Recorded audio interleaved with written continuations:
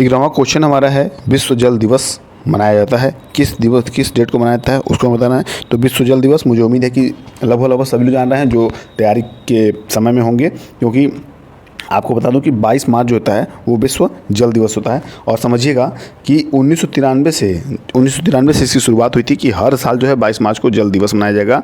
और जैसे आप इसको नोट डाउन कर लीजिएगा, जैसे 5 जून की बात करें तो 5 जून विश्व पर्यावरण दिवस मनाया जाता है।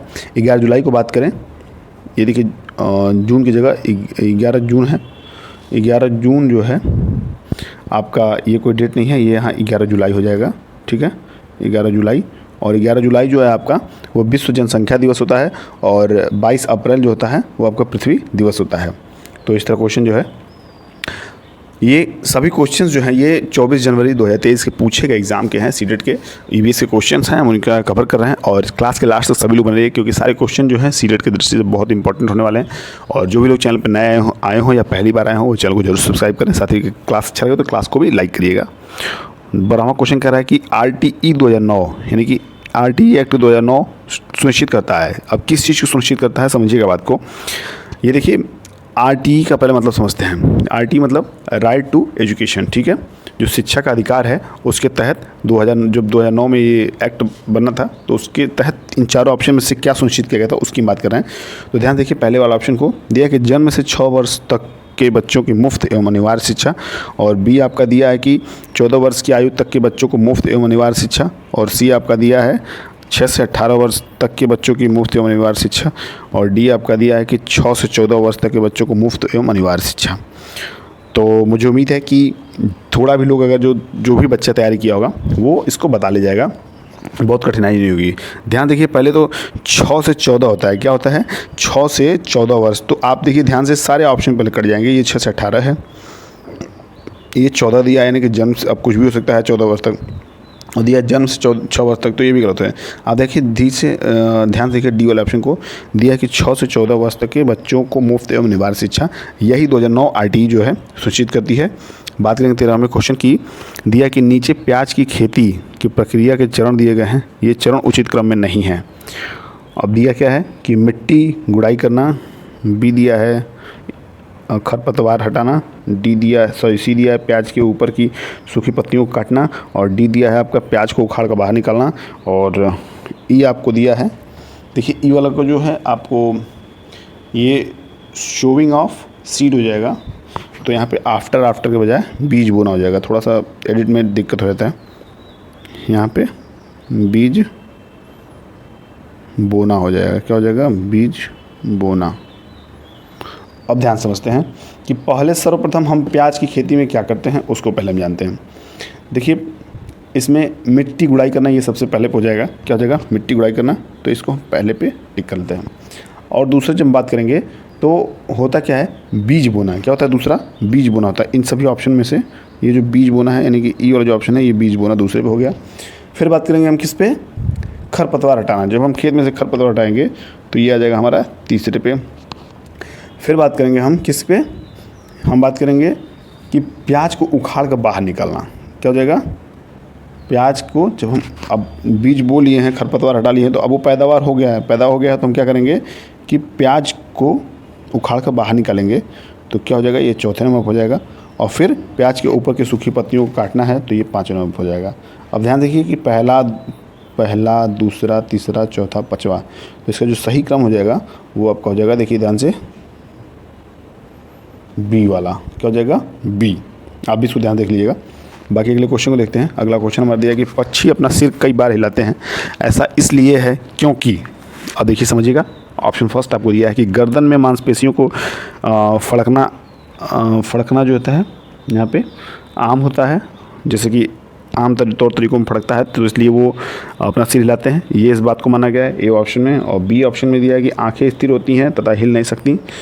सी ऑप्शन है कि यह एक अनैच्छिक क्रिया है। डी आपका दिया है कि साथी को आकर्षित करने के लिए। तो ध्यान देखिए बी वाले ऑप्शन को, किसको बी वाले ऑप्शन को, आंखें स्थिर होती हैं तथा हिल नहीं सकती, इसलिए जो होता है अब पक्षी अपना सिर जो है कई बार हिलाते हैं।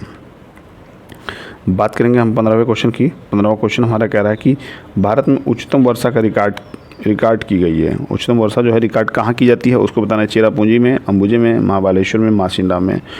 तो अगर इसकी बात करें हम तो मासिनराम हो जाएगा। क्या हो जाएगा? मासिनराम। और बहुत मतलब आज के 7-8 साल पहले जो था ये चेरापूंजी था, लेकिन अब ये बदल के मासिनराम हो गया है। तो इसलिए ऐसे याद रखिएगा डी वाला ऑप्शन। बात करेंगे 16वें क्वेश्चन की। अब 16वां क्वेश्चन जो दिया है, एक पैसेज दिया है, इस पैसेज को हम इस ऑप्शन के थ्रू सॉल्व करेंगे। अब पूरा ऑप्शन आप पढ़िएगा और फिर जो है उसको समझिएगा। मैं एक बार पढ़ देता हूँ। देखिए दिया कि कल्याणी अपने कक्षा 5वीं के बच्चों को ग्लोब की सहायता से एक प्रयोग दिखाती है और समझाती है कि पृथ्वी के उस भाग पर जो सूरज की ओर होता है दिन होता है और उस भाग की ओर जो सूरज से दूर होता है रात होती है। आयशा इससे प्रभावित हुई। उसने पूछा, अगर हम उस दिशा में चलना शुरू करें और चलते रहें तो क्या होगा, हमें रात मिलेगी? तो किस दिशा में हमें रात मिलेगी? कक्षा के सभी विद्यार्थी हंसने लगे। कल्याणी की प्रतिक्रिया क्या होनी चाहिए? तो ऑप्शन ए दिया है, इसको मैं देखिए बताता हूँ और समझिएगा। उसे कक्षा को हंसना बंद करने और अनुशासन बनाए रखने का निर्देश देना चाहिए। बी ऑप्शन है, बी आपका ऑप्शन दिया है कि उसे यह समझाना चाहिए कि ऐसा संभव नहीं है क्योंकि पृथ्वी का वह भाग बहुत दूर होगा। सी आपका जो है दिया है कि उसे विद्यार्थियों से इस प्रश्न का उत्तर खोजने को कहना चाहिए। और डी दिया है कि उसे यह कहना चाहिए कि आज वो दिन और रात का होना ही पढ़ेंगे और इसकी चर्चा अगली कक्षा में करेंगे। ये डी ऑप्शन बिल्कुल गलत है और एक तरह से बी ऑप्शन भी आपका गलत है और ए थोड़ा बहुत सही है। लेकिन बात करेंगे अगर हम सी की, तो सी में इन्होंने सही ठहराया है। कहा इन्होंने कि उसे विद्यार्थियों से इस प्रश्न का उत्तर खोजने कहना चाहिए। थोड़ा सा ये डाउटफुल है, बाकी बोर्ड की तरफ से सी ऑप्शन सही किया गया है। 17वें की बात करेंगे हम। दिया है कि निदा जो है, निदा को रोज़ स्कूल देर से आने के लिए सज़ा मिलती है। उसकी अध्यापिका ने पूछा कि वह देर से क्यों आती है जबकि उसका भाई तो समय से आता है। उसने कहा कि उसकी मम्मी कहती है कि झाड़ू लगाना, पोछा लगाना, घर की देखभाल करना और अन्य घर के काम करना लड़कियों की जिम्मेदारी होती है, इसलिए वो अपना सारा घर का काम करके फिर आती है जिसकी वजह से उसे देर हो जाती है। अगर आप निदा की अध्यापिका हैं तो क्या करेंगे? एज ए टीचर आपको सोचना है इस सारी बातों पर। तो ऑप्शन ए है कि निदा से कहेंगे कि वह जल्दी उठे जिससे सारा काम करके वह समय पर स्कूल आ सके। बी की हम बात करें तो बी कह रहा है कि निदा की मम्मी से बात करेंगे और कहेंगे कि उसे समय पर स्कूल आने की सहायता करें। और सी की बात करें तो सी है, निदा से कहेंगे कि घर की देखभाल करना और घर के काम करना परिवार के सभी सदस्यों की जिम्मेदारी है। और डी की बात करें तो डी आपका दिया कि कक्षा में चर्चा का आयोजन कर विद्यार्थियों से पूछेंगे कि घर की देखभाल करना और घर के काम करना किसकी जिम्मेदारी है। ये देखिए डी ऑप्शन जो है थोड़ा सा उलटपटांग है। तो और देखिए इसमें डी ऑप्शन भी जो है वही इसमें सही भी किया गया। थोड़ा समझिएगा इस ऑप्शन को, मुझे तो हंसी आ गई, रोक नहीं पाया इसको। निदा को जो है रोज़ स्कूल आने में देर कारण इनको सज़ा मिलती है।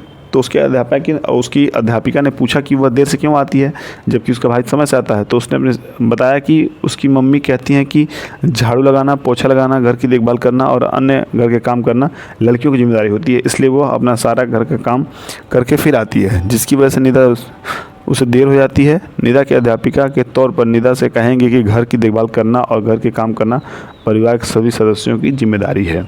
किसकी? सभी सदस्यों की जिम्मेदारी है। तो इस तरह जो है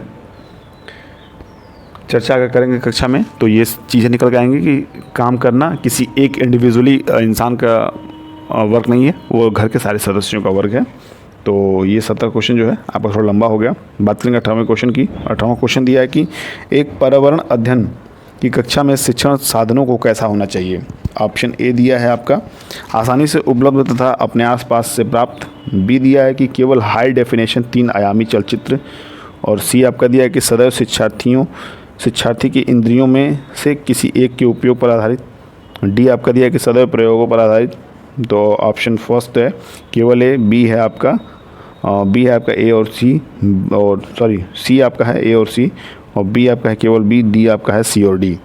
तो क्या सही हो जाएगा इसका ऑप्शन? ध्यान से देखिए ए वाला ऑप्शन को, यानी कि केवल ए जहाँ दिया हुआ है केवल ए, यानी कि बात करेंगे हम ए वाले ऑप्शन की। यहाँ पे दिया है कि आसानी से उपलब्ध तथा अपने आसपास से प्राप्त। हमें शिक्षा साधन होना चाहिए। बात करेंगे 19 क्वेश्चन की, निम्नलिखित में से कौन सा प्राथमिक कक्षा में पर्यावरण अध्ययन का सर्वाधिक महत्वपूर्ण घटक है?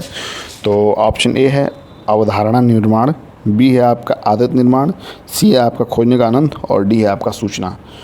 तो जो सी वाला ऑप्शन है आपका ये यहाँ पर सही हो जाएगा, खोजने का आनंद। क्या हो जाएगा? खोजने का आनंद। बात करेंगे इस क्लास की लास्ट क्वेश्चन की और 20वें क्वेश्चन की। दिया है आपका क्या? दिया है कि निम्नलिखित में से कौन से कथन गतिविधि की उपयुक्त व्याख्या करते हैं? ए आपका दिया है कि गतिविधि एक शारीरिक, सामाजिक और मानसिक क्रियाकलाप है। गतिविधि प्राथमिक कक्षाओं के लिए उपयुक्त है और बड़ी कक्षाओं में मुश्किल है। और सी आपका दिया है कि गतिविधि द्वारा पाठ्यक्रम नियत समय पर पूर्ण नहीं करवाया जा सकता है। डी आपका दिया है गतिविधि अनुभवों से सीखने की प्रक्रिया है और सीखने में सहायक होती है। तो आपको दिया है ऑप्शन के तौर पे ए वाला है ए और बी वाला ए और सी है ए और डी है आपका बी और सी। तो ऑप्शंस के माध्यम से हमें सही करना है। तो जो सी वाला ऑप्शन यहाँ सही हो जाएगा, ए और डी। क्या हो जाएगा? ए और डी। यहाँ देखिए ए दिया है और यहाँ देखिए डी दिया है। तो ये जो दो ऑप्शन हैं आपके सही हो जाएंगे। तो इस तरह जो ये क्लास है यहाँ समाप्त होती है।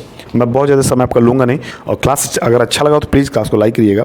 और जो भी लोग चैनल पर नए आए हैं या पहली बार विजिट कर रहे हो चैनल को जरूर सब्सक्राइब करें और क्लास ज़्यादा से ज़्यादा शेयर करिए, ताकि मेरे एफर्ट का जो रिज़ल्ट है वो मुझे भी मिल सके।